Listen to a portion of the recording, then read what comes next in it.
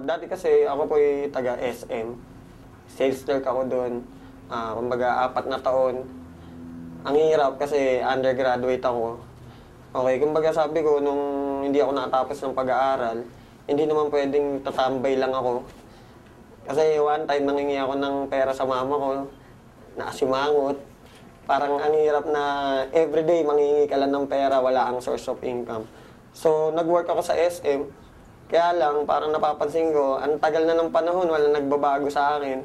Dumating yung time na yung escalator na dinadaanan ko, yun lang lagi.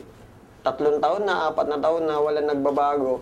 So, naghanap ako ng paraan, kumbaga paano magbago yung buhay ko. Naimbita ako ng kaibigan ko, si Philip J. Una, hindi ako naniniwala sa kanya. Ang tagal niya ako iniimbita pero wala kasi sa SM, syempre, 8 oras ka nakatayo. Kumbaga, pag day off ko, nagsisinungaling na lang ako, kunwari may lakad ako para hindi ako makapunta sa kanya.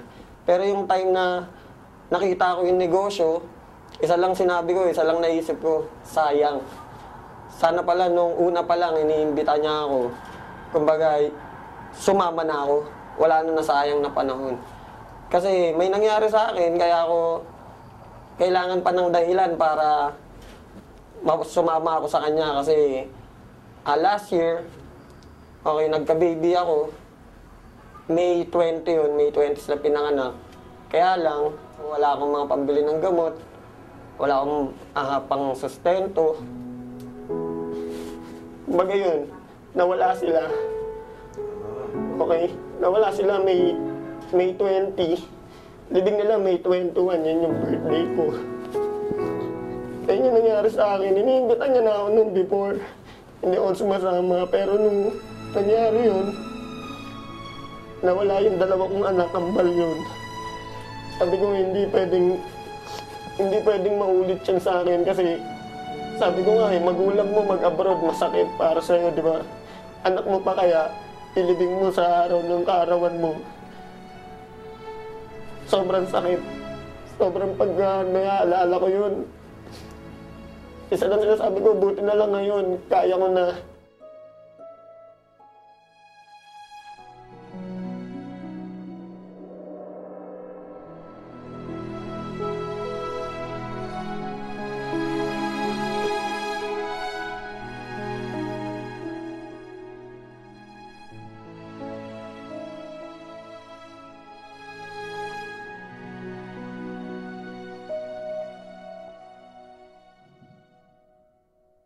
Imagine, pambili nung mga pangangailangan nung kambal ko, hindi ko mabili kasi wala akong pera, wala ako.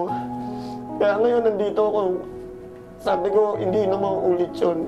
Kaya ngayon, sumama ako sa V-Mobile para hindi na maulit yung mga dati nangyari sa akin. Alam mo yung walang-wala ka, trinabaho mo, pagsahod mo, bus ka agad, alam mo yun, parang bayad utang lang, trabaho, bayad utang ka, wala nangyayari. Kaya nung dumating yung nangyari sa akin na yun, sobrang sakit. Parang wala akong magawa. Sinabi sa akin ng mga doktor, wala daw pag-asa kasi 6.5 months, pero hindi naman ganun eh. Sinabi lang nila yun para wag ako masaktan. Ngayon, masasabi ko, umikot talaga yung buhay ko. Bawat minuto nung oras ko, bawat segundo, masasabi ko may kwenta na, may sense na. Okay, sa financial, napakalaki. Nabibili ko na yung mga gusto ko. Bata pa ako, naisip ko, ba't ang daming kotse, nakasakay ka sa bus? Ang daming sasakyan, pero bakit pamilya namin wala? Okay, so ngayon, dito sa V-Mobile, kayang-kaya na. Kumbaga, magbibilang ka lang ng ilang buwan. Gusto mo ulit bumili, kayang-kaya mo. Actually, sa buong pamilya ko, natutulungan ko na sila. Dati, mama ko manghiram lang sa akin ng 200. Bukas, sisingilin ko na. Kasi wala ka ng panggastos. Ngayon, bigyan mo 1,000, 2,000, wala na eh. Hindi mo na iisipin kasi laging papasok na yung income sa'yo. Yung father ko, sumali siya nung nakabili na ako ng kotse. Siyempre, mga tao, pati mga kaibigan ko, nung nakabili na ako ng kotse, doon na sila nagsisalian. Kaya lang, sumali nga sila, pero ang problema, yung time. Sana kung nagsisimula pa lang ako, naniwala na sila sa akin, di sana kasabay ko sila ngayon. Mga tao kasi, mga Pilipino, to see is to believe. Actually, magulang ko, ganun din eh.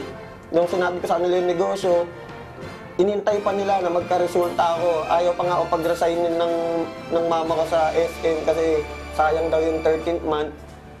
Ma-advise ko lang, magtiwala ka. Kasi yun lang naman ginawa ko. Nagtiwala lang talaga ako. Unang-una kasi pwede mo isipin na imposible.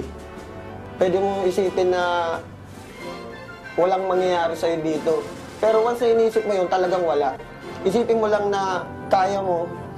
Magtiwala ka sa mga taong nakapaligid sa'yo.